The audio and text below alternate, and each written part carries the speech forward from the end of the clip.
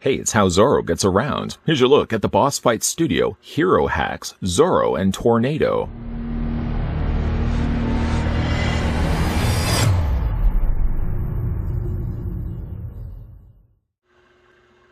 The Fox of Capistrano comes alive in action figure form. Zorro, assisted by his horse Tornado, is ready to fight the corrupt and tyrannical villains.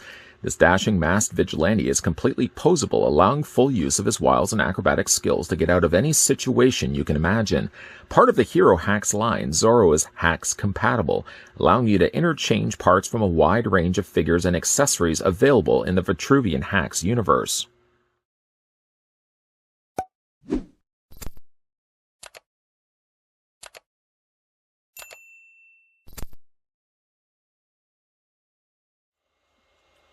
Now, before we get a closer look at Hero and Steed, obviously the first thing we're going to want to do is want to measure off how tall Zorro stands.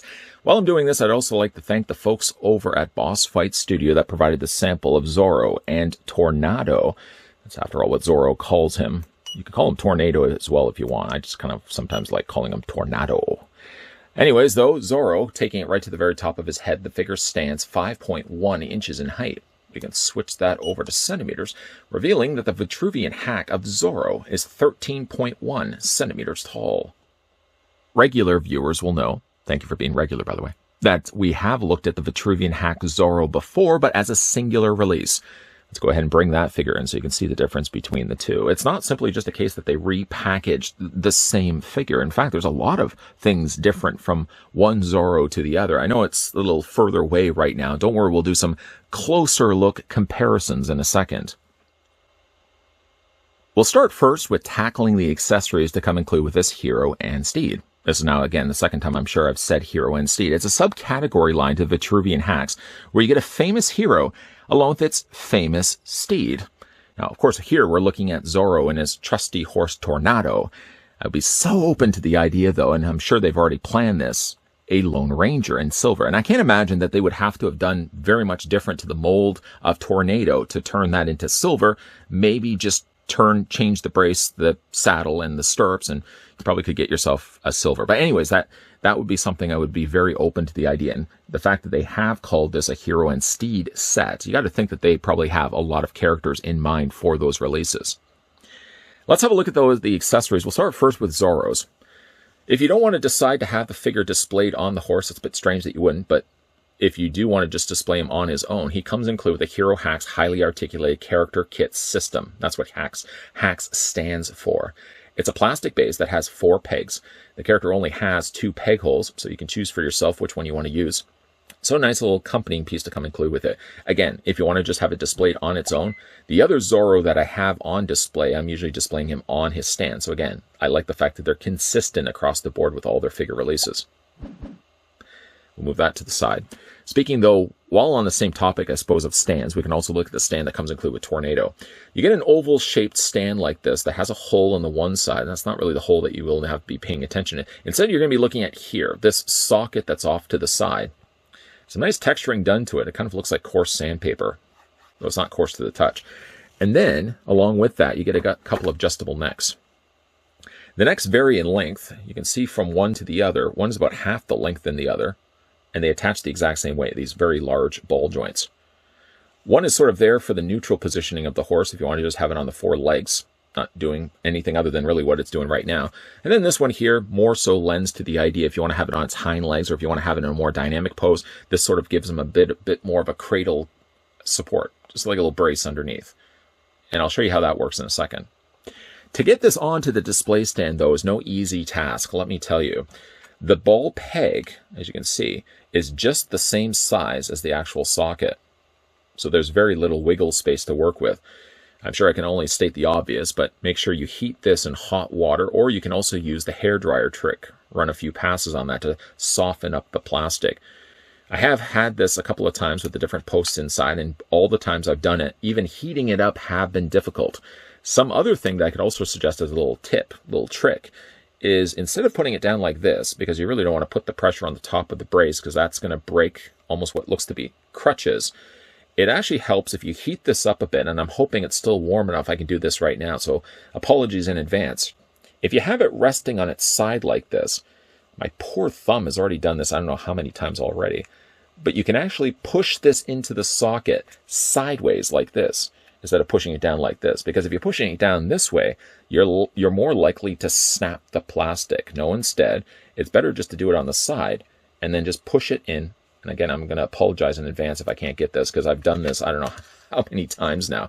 My poor thumbs, and I think the plastic has cooled a little bit. Oh, there we go, there we go. So again, all I did was I had it on the side, and I sort of pushed it down on my thumb, instead of doing it the more traditional route of most people just sort of trying to screw the thing from the top there. And like I said, you've got the adjustable neck like that. Removing it is also something you will want to be careful of. I'm not going to remove it just yet, just in case I can't get it back in as easy as I did just now. But this being the longer of the two, what it basically does is this little top of the crutch essentially just sits underneath the horse. There's no designated area necessarily where this is supposed to hurt, where this is supposed to sit, but it's basically just to give a support for the horse. So if you want to have like the legs up, for example, let's bring these legs up a little bit, bend the knees. There we go. We can bring the hind legs up. Like I said, it's basically serving as like a support for the horse. I wish there was really a place where it actually connected to the horse, because it's more so just rhyme. It's just trial and error, really. Let me bring this forward just a little bit. There we go. Maybe that might help a little bit. The base also, I've noticed, is slippery. Despite the fact it looks like coarse sandpaper, it's not like sandpaper at all. It's a little bit more slick. So, yes, you can get the horse sort of balanced like this, but there really isn't necessarily a connecting point or anything on the bottom. Even though there looks to be a hole just on the bottom of its saddle strap, it doesn't actually connect to anything on this. If they had put a peg there, I guess that could have worked also as well. So again, this neck serves more so just as sort of a resting place for the horse. You can get the horse more in an upright pose. I kind of like it, actually, in an upright pose. I'm hoping it'll stay like that if I have it on my shelf looking like this. I hate to think the horse is going to slide off and poor Zorro is going to go tumbling off my shelf. That would be no good at all. As for the rest of the things, though, they're all for Zorro. Zorro comes included with pretty much similar things that the original singular release of Zorro came with. So we're going to do a couple of comparisons left and right. For starters, he comes included with his sword. I really like the look of this sword, and by comparing it to the one that we got before with the original Zorro, you can see they're very similar mold-wise, but the change in gold, well, silver to the gold, I think really brings a lot more detail to the hilt, to the guard of the sword. The blades seem to be the same. The hilts are exactly the same. So really, again, it's just more cosmetic. It's just a change of paint. Very, very nice, though. Zorro also comes included with his whip. Whip is made of a softer material, a softer plastic, so it has a little bit of give to it. Another option, again, you can display with the figure in his hands. Well, I'll show you how that fits in his hands in a second. Speaking of hands, while we're certainly on the topic of them, he comes with a pair of relaxed hands. Not really going to do the job necessarily for holding the sword or the whip, but at least he comes included with a couple of relaxed hands. I guess technically you could take one of the relaxed hands and feed it through the loop of the whip, like that. But it doesn't really look like he's actually holding it. Looks like he's sort of just palming the whip instead. The last thing that comes included with Zorro is, of course, his hat. It'd be so strange if he didn't come included with his hat. Now, the hat, I'm going to go ahead and grab the one from the other Zorro and bring it in so you can see the difference between the two. I don't think there is anything different from one to the other. They seem to be the exact same hat. Same paint as well, same silver. Now, let's go ahead. Pick the figure up here. I guess before we start adding all the things to it, I want to bring the other Zorro in so you can see the difference between the two. I know earlier we looked at it from afar, but let's look it up a little bit more close and personal. The torso, as well as the sash on his belt, seems to be the same. Though what Boss Fight have done here in a case like this is they painted the sash here red, whereas this regular Zorro had the sash black. Something also you'll see on Zorro here, with the one that comes included with Tornado, is that this one does have the panel lining of the red running down the side of his leg. So again, it does things a little bit different. The main change, though, isn't necessarily the face, but it's more so the cape that he has. The original Zorro that we looked at had a more soft goods, like molded, sculpted cape, which did really look quite nice, actually. This one goes slightly different by incorporating a fabric, a material, on the back of it. And then on the back of his cape, actually, and now all the way around, he has this additional flap of plastic along the top. Technically, you could really remove the head. You could remove this collar piece, and you could take the cape right off if you want to swap them around. Of the two, traditionally, I like more this Zorro here, just because this is the type of cape I usually think of. So I like in a case like this, they didn't feel the need just to re-release the same figure. Because, I mean, if you're a big fan of Zorro getting this figure with Tornado, then you probably have already picked up this Zorro. So it's nice that they do give you things a little bit different from one to the other. And, of course, if you guys want to see it with the head, with the hat on the head, let's go ahead and get the hat on there. It's frictioned, so when you do put it on his head, it actually stays quite well in place. And we'll just put that figure down for a second. We'll grab the other Zorro. If you haven't seen my review of this Zorro, feel free to check that out. Spend a little bit more time. We spent a little bit more time looking at that figure in that review, but you can see the difference in the two Zorros from left to right. For the articulation, though, on Zorro, one last look, though, at his face. Really nicely detailed, though. I have always been a big Zorro fan. In fact, I think my father actually got the Zorro hat from Disney long time ago. I think I even, for Halloween, was dressed up as Zorro one time or two. So it's a really nice looking representation of Zorro, even the fact that they've tied off the back of his bandana mask there. Really nice. Again, a more personal preference than anything else. Do you like the Zorro with the longer, not skirting, but the longer top part of his shoulder and the cloth cape? If you do, let me know down below in the comment section. For the figure's articulation, before we get down to looking at the horse, the head is on a ball joint. Periodically, though, you can see it's a dumbbell ball joint, so there's two ball joints working here. But as I move the head around, sometimes the head has popped off a couple of times. It's very easy. It's easy peasy to get that back onto the ball joint. So it moves up, down, back, and forth, and you can rotate it all the way around as well. Just make sure the head gets properly rooted onto that ball joint. Let's get it all the way on there. There we go. Just twist that on, make sure it's nice and tight. There we go. As for his arms, now his arms are going to be a little bit more limited. The one thing this sacrifices a bit by having all this additional plastic on the shoulders is that it does limit then what you can do with his arms. You can move his arms, sure, forward and back, fine. But bringing his arms out is also a little bit more of a problem just because this is a harder plastic it has to contend with. It does have a bend at the elbow. You can rotate the forearm, and you can also rotate his hands. He has an upper torso ball joint. Love the fact that these figures have ball joints in their torsos. Legs split out. You can bring the legs forward and back. A little bit of a swivel, basically, where that attaches to the ball socket. Has a double hinge on the knee. There again is the panel lining, as you can see. And actually, one thing I forgot to point out here that the other Zorro also had, there's a little holster on the side there, on the side of his belt, where you can take the sword and slide that into place. The original Zorro had that as well. And last, and certainly not least, he does have the foot articulation. Moves forward and back, and you also have the ankle pivot there as well. So there is the Zorro that you get with this release. That being said, let's move on over to Tornado. Really liking what they've done with Tornado or Tornado. Let's have a look at it up close and personal. So it's an all-black horse, of course, and you can see it's got some really nice detailing done to the face, the nose area. The mane, I love the fact that they've sculpted the mane in such a way it looks like it's blowing in the wind. It's also a little bit of that in the front there as well. It's quite a beautiful looking horse. You can see there the saddle has almost a faux leather material look to it. It's all plastic, mind you.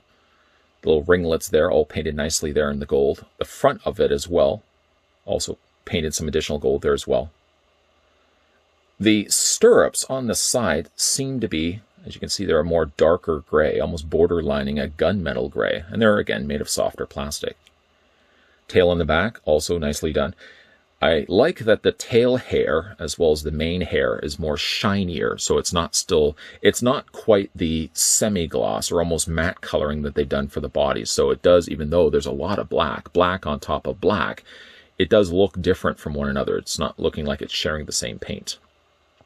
Spinning around, there's the back end of the horse, of course. You can see it there on the front there as well. The fact as well that they've even sculpted veins on the legs and the top of the torso is such a nice touch. It looks very realistic as a horse for a 3 3/4 inch sized figure. Now for the articulation here on Tornado, The head rotates, or I should say the neck rotates. It's on its own independent ball joint. So there's articulation happening there. The head also can move back and forth this way as well. There is a slight pivot back and forth. It almost seems like there's only, maybe not necessarily a ball joint, but more a hinge joint operating behind the scenes to move the head back and forth. And you can also, I thought you could open up the mouth. Maybe you can't actually open the mouth, but I thought there was a hinge joint on the mouth. No, the mouth is actually sculpted shut. For some reason, I thought that the mouth was articulated. The back, or this part of the horse, does have not necessarily articulation, but you can see it's a separate piece from the rest of the body. You see the front of the horse, like there's this line right here, that it's a separate part from then the body of the horse, and then the back end of horse is also a separate piece. Now, the back legs I've noticed are loose, and I think it's the way that they've hinged the joints there. But before we get to that, the legs hinge out just a little bit. You can bring the legs forward and back. There's, of course, a hinge joint in the knee of the horse, and there's also a hinge joint at the bottom hoof of the horse as well. Then we get to the back of the horse. As I said, the back legs are a little on the loose side. I'm guessing the way that they've articulated the back hind legs, it's so that the legs can hinge out this way, but the resulting of that is if you bring the legs too close together like this, they tend to get a little on the loose side. If you bring the legs out, they're not as loose, not as much at least. The legs move forward and back. There's a hinge joint on the back. I guess at the back, what would the ankle section? Would that still be the ankle of the horse? Hinge joint happening right there. There's also a hinge joint on the back hoof as well, the bottom of the hoof. And there is also articulation on the tail. I love the fact that they actually put a ball joint on the back tail of the horse as well. So you can rotate that all the way around. I don't think horses ever ride like that, but at least it gives you some additional articulation happening there. Now, I'm sure, of course, you guys will want to see Zorro on the horse. So what we're going to do is we're going to bring his arms forward. Just like that. Going to bring the legs forward as well. And we're just going to bend the knees just a little bit. Kind of get him in a seated position. This review now seems to have turned into a tutorial. Go ahead and just fit Zorro on top of the horse. Of course, I won't do that anymore. And then we'll just go ahead. You don't have to have the knees so straight. I just did that to start off as a starting point. You can almost fit his feet into the stirrups, but I almost feel like it's not even necessary. Get Zorro right on there. Whoops. Try not to drop his hat in the process of things. There we go. And let's just straighten up shop, make sure everything's right where we want it. Let's bring the, you know what, we'll bring the stirrups around. We'll loop his feet through it. We'll do it on the one side. Spin it around. We'll do the exact same thing on the other side as well. The other thing you can, of course, do is take the strap, and you can fit it into his hand. Although it's a little bit more difficult once you get Zorro on the horse to get the bridle, to get that actually attached to his hand. Short of that, though, you've got yourself Zorro on his horse. And then from there, of course, you just want to compensate. Just get those legs all straightened up. Whoops. And not knock him over in the process. I'm getting back on the horse here. Fix up his hat. There we go. You got yourself a nice looking Zorro on his horse. I don't even think necessarily you need the display stand. Of course, the display stand does come in handy if you want to have it up on its hind legs. And then, of course, if you want to have it on the lower end of things and just have it in a neutral position, just go with the shorter post. It's about half, again, that length. It's, again, a really nice looking showpiece. I was such a big fan. Let's just move Zorro over here and hope the horse stays up here. Such a big fan of this original Zorro when we looked at him before. Growing up and Zorro being like one of my childhood heroes, it was great the fact that Boss Fight released a Vitruvian hack version of Zorro in that 3 3/4 inch scale that I was a big fan of since I was a kid, because I grew up loving G.I. Joe. So getting a 3 3/4 inch of Zorro right off the bat was a fun touch to get. But then to also be able to get Zorro here on his horse, not only are you getting the benefit of a brand new Zorro, slightly different than the one that we got with the singular release, but you also get a stunning looking version of Tornado or Tornado, depending on how you want to pronounce the horse's name. Zorro was a childhood hero of mine, so 8-year-old me would have Absolutely loved this set. Who am I kidding? 8-year-old me, 40-year-old me loves this set of both Zorro and Tornado. I'm sure we have gotten Zorro and his trusty horse in the past by other companies, but probably not this size, not this detailed, and certainly not this posable. Both the figure and his trusty horse look fantastic on display, and especially when it comes to displaying this guy, you have the option of the display stand you're currently seeing here on the turntable in Final Looks. You can either display with a shorter stand if you want to have the horse just on all fours. If you want to feel adventurous, though, and put Tornado up in the sky, then yes, you can chance it by using the longer neck that we're doing here. I hope it's stable enough, though, because even though it looks sort of like it's bracing the undercarriage of the horse, there really isn't a place where it actually clips, where there's a specific place that says, hey, this is where it goes. There is sort of that hole on the bottom of its saddle, but it doesn't connect to the top of that crutch. It's basically just, like I said, resting on it. And providing it stays like this is probably going to be the way I'm going to display this in my collection. Fantastic job again from the folks over at Boss Fight Studio to finally give us a Zorro and Tornado. Whether you call him Tornado, whether you call him Tornado like Zorro does, it's such a nice looking set to be putting on display. A big thank you, though, to the folks over at Boss Fight Studio that provided the sample of the H.A.C.K.S, Zorro, and Tornado. If you guys are new to this channel, enjoying all the content you're seeing, be sure to hit that subscribe button down below, turn the bell notification on, and most definitely keep your peepers peeled to this channel, because there will in fact be more Boss Fight Studio and Hero Hack reviews lined up and coming your way. And as always, thanks for watching. See you guys next time.